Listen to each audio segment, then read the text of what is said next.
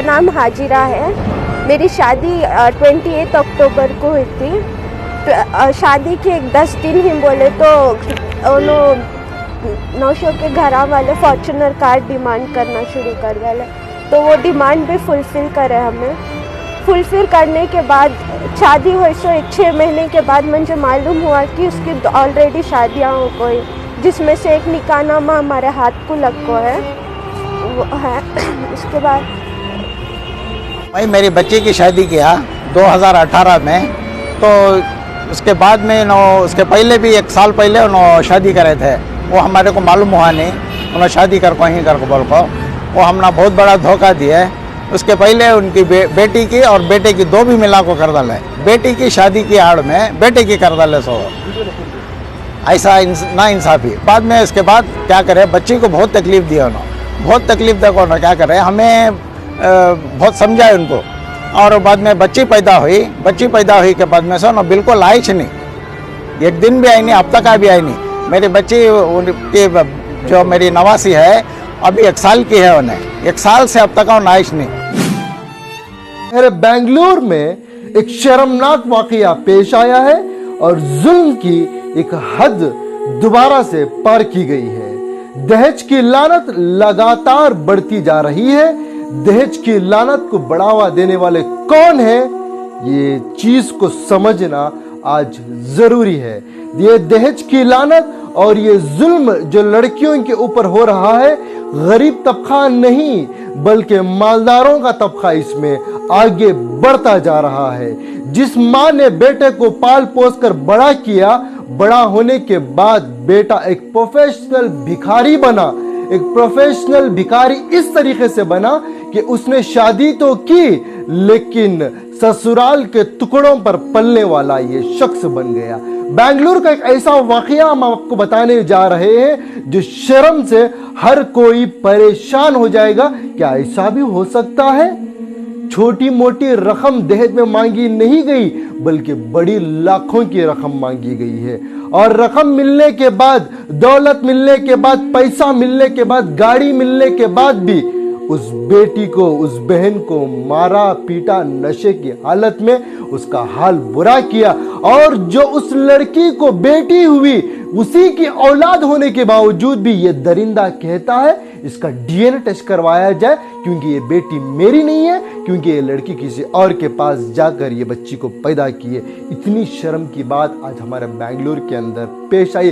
बेंगलुरु वो सिटी जहां पर पढ़े लिखों का तबका बताया जाता है, लेकिन पढ़े लिखों के तबकों के बीच में जाहिल भी, हरामी भी, लुच्चे भी और भिखारी भी पल रहे हैं और गरीबों का खून पसीना चूस कर अपने आप को ताकतवर बना रहे हैं। लड़की का नाम है हाजिरा, लड़के का नाम है मौला महबूब बादशाह। शादी 2018 में होती है। जब शादी होती है तो ये कहकर शादी की जाती है कि हम अपने बेटे की पहली मर्तबा शादी कर रहे हैं, लेकिन रिपोर्ट्स हमें ऐसे ऐसे डॉक्यूमेंट्स मिले हैं इस महबूब पाशा की कि ये पहले से 2017 में शादीशुदा था, लेकिन किसी वजह से ये मियाँ बीवी जुदा हुए। ये तक बात बताई नहीं गई, ऐसी बात छुपाई गई। इन लड़की वालों को, हाजिरा के घर वालों को ये बताया ही नहीं गया कि ये पहले से शादीशुदा था। बहरहाल दूसरा निकाह हुआ 2018 में हाजिरा के साथ। जब निकाह होता है, निकाह के करीब 10 दिन बचे होते हैं, महबूब पाशा की जानिब से ये डिमांड आती है कि मुझे कार चाहिए। फॉर्च्यूनर कार देखो ही, वो फॉर्च्यूनर कार ऐसी है, वो बिल्कुल 10 दिन है को तो वो छोना बोल को ये करे मांग फॉर्च्यूनर कार ही छोना कर को। जब उनकी बेटी को दी है तो एक ऑर्डिनरी एक 7 लाख की कार दिए थे उन्होंने, तो मेरे पास जब लिए तो 40 लाख की फॉर्च्यूनर कार ही छोना कर को बोल को बैठ गया। माँ बाप भी सोचते हैं घर की पहली शादी हो रही है, हमारी बेटी की शादी हो रही है, शादी फिक्स हो गई है, सब कुछ ऐलान हो चुका है, अब बस शादी महल जाना है, मस्जिद जाना है, निकाह पढ़ाना है और बच्ची को अलविदा करना है। ठीक है, एक छोटी मोटी कार दे देते हैं, लेकिन ये भिखारी कहता है मौला महबूब बादशाह मुझे फॉर्च्यूनर चाहिए। देखिए भीख मांगने का तरीका कैसा है। भीख पहले नहीं मांगी गई, जब इनकी इज्जत सब कुछ सामने आ गई है, अब रिश्ता टूटेगा तो लड़की वालों की बेइज्जती हो सकती है। लड़की वालों के घर में पहली शादी हो रही है, जो इनसे मांगेंगे ये हमें दे देंगे। ये फॉर्च्यूनर भीख में मांगता है, लेकिन अफसोस हाजिरा के वालिद भाई भी बेबस होकर, लाचार होकर अपनी इज्जत को बचाने के लिए और अपनी बेटी को, अपनी बहन को खुशी खुशी खुशहाल जिंदगी गुजार सके, अलविदा करने के लिए फॉर्च्यूनर कार 40 लाख रुपए की शोरूम से निकालकर हाजिरा के नाम से ही खरीदी जाती है, लेकिन उसके शोहर को, मौला महबूब बादशाह को दी जाती है। यह भिखारी यही नहीं रुकता, इसके बाद डिमांड करता रहता है कि मुझे ये चाहिए, मुझे वो चाहिए, मुझे वो चीज चाहिए, मुझे वो चीज चाहिए। तकरीबन 25 लाख रुपए की रकम इसने हाजिरा को टॉर्चर करके, जुल्म करके उसूले हैं। कैश, तुमको कैश पूछते थे बीचा बीचा में से 25 लाख तक देखो ही उनको जी, कैश अलग से। मामला यही नहीं रुका, बल्कि शादी करने के लिए हाजिरा के वालिद ने, बाप ने शादी करने के लिए, धूमधाम से करने के लिए, क्योंकि सारा शादी का बोझ जिस तरीके से इनके ऊपर डाला गया, शादी महल का, निके की दावत का, खाने का 40 लाख रुपए खर्चा किए हैं। उन माँ बाप से भी हमारा सवाल है, ऐसे भिखारियों को आप अपनी बेटी देते क्यों हैं?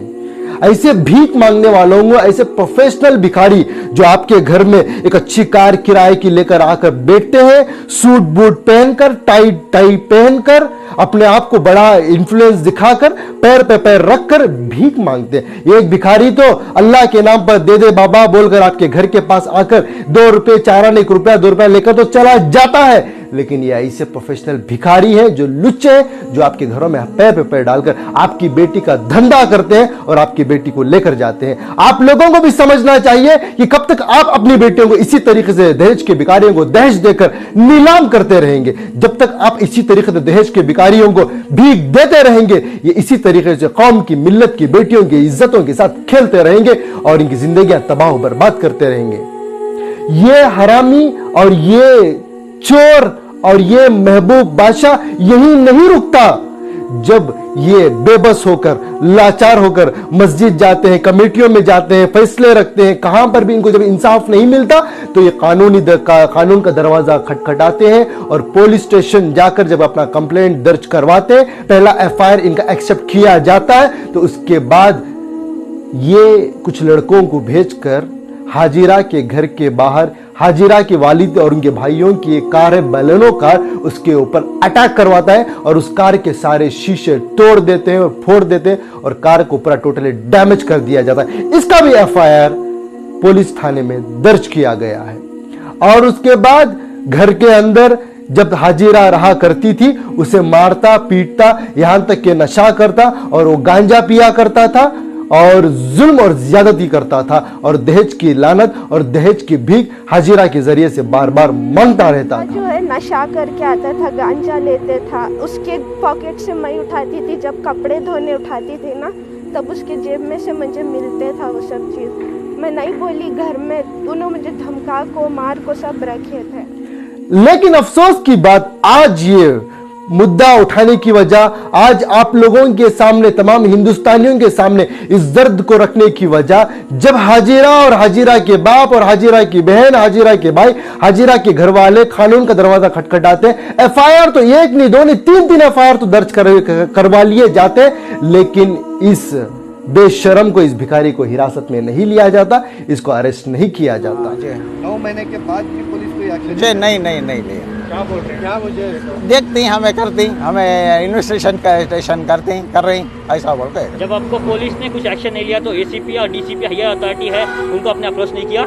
हमें देखो ही अभी तो कुछ भी नहीं हुआ कंप्लेंट तो देखो ही, हमने क्या भी निसाब, हमारे को इंसाफ होना। हाजिरा का बयान सामने आया। हाजिरा कहती है कि मुझ पर जो जुल्म और ज्यादती की गई है, मैं तो चाहती हूं कि अपने आप को खत्म कर लूं और मैं खुदकुशी कर लूं, लेकिन मेरे माँ बाप मुसलमान हैं, मेरे माँ बाप ने मुझे तालीम ये दी है कि जुल्म का मुकाबला करो, लेकिन कभी हराम की मौत और खुदकुशी की मौत नहीं मरना। इसी बात को लेकर मुसलमान होने के नाते मैं अपने आप को खत्म नहीं कर रही हूँ, इसलिए मैं आज जिंदा हूँ। इतना टॉर्चर कर इनकी लाइक सुसाइड कर लेने का ये होता है, क्या करूँ, मुसलमान पैदा हो, ऐसा करना हराम है। तो सब्र कर ले, कोई इनके सब जुल्म सहाले को पुलिस वाले भी लाइक सपोर्ट नहीं कर रही। आज करती सुबह करती ऐसा ही बोलती, लेकिन क्या भी कर रही नहीं, उसे अरेस्ट भी कर रही नहीं।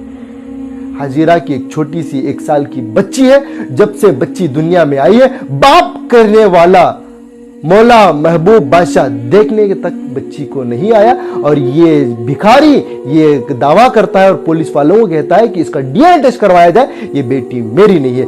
जबकि हाजिरा के बाप एक गवर्नमेंट एम्प्लॉयर रह चुके हैं, एक गवर्नमेंट मुलाजिमत कर चुके हैं, कानून को अच्छी तरीके से, डिपार्टमेंट को अच्छी तरीके से जानते हैं और अपने 4 बच्चों को, 2 लड़कियों को, 2 बेटों को ग्रेजुएट बनाया है और तालीमी मैदान में आला नंबर पर हासिल करने वाले, मार्क्स वाले बनाया है और इन बच्चों को अखलाक वाला बनाया है। जिस तरीके से आप हमारी रिपोर्ट में हाजिरा का बयान सुन रहे हैं, हाजिरा एक ही बात कह रही है कि मुझे अब इंसाफ चाहिए, इंसाफ चाहिए। अब तमाम इंसानियत की, तमाम जो भी हमारा ये वीडियो देख रहे हैं, दहेज की लानत के खिलाफ दोबारा से आवाज उठाने का वक्त आया और इस आवाज को ऐसे बुलंद करना है और ऐसे बेशर्म और भिखारियों की वीडियो को, फोटो को वायरल करना है ताकि दोबारा किसी और लड़की से शादी कर उसकी जिंदगी को तबाह बर्बाद ना किया जाए। आज आप ये जो रिपोर्ट सुन रहे हैं, हो सकता है कि आपकी भी बेटी होगी, आपकी भी बहन होगी, आपकी भी घर की लड़की होगी। अगर आप आज चुप बैठेंगे, किसी घर के अंदर मामला ये हुआ है, हमें क्या लेना देना, कल को आपकी बेटी है, आपकी बेटी के साथ, आपकी बहन के साथ दोबारा कोई दरिंदा और भिखारी, प्रोफेशनल भिखारी इस तरीके की हरकत कर सकता है। हमारी इस रिपोर्ट को इंस्टाग्राम, फेसबुक, यूट्यूब, तमाम सोशल मीडिया पर वायरल करें ताकि ये जो दरिंदा और ये जितने भी दरिंदे हैं उनके होश उड़ जाए और दोबारा इनमें ऐसी जुर्रत ना हो कि ये दोबारा से किसी बेटी की जिंदगी के साथ खिलवाड़ करे, किसी की बेटी की जिंदगी के साथ खेले के हवाले कर दिया।